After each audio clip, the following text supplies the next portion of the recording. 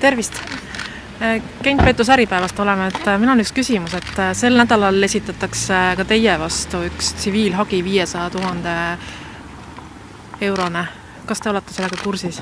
Ei ole.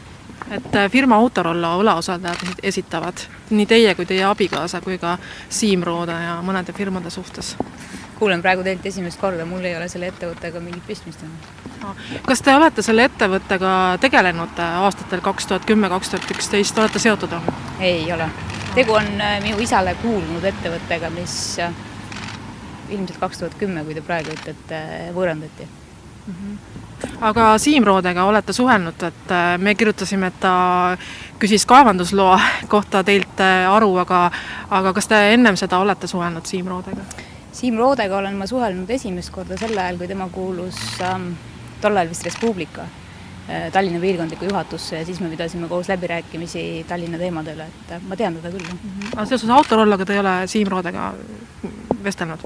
Ei, eraldi mitte. Veel kord, et mul ei ole selle ettevõttega olnud seost.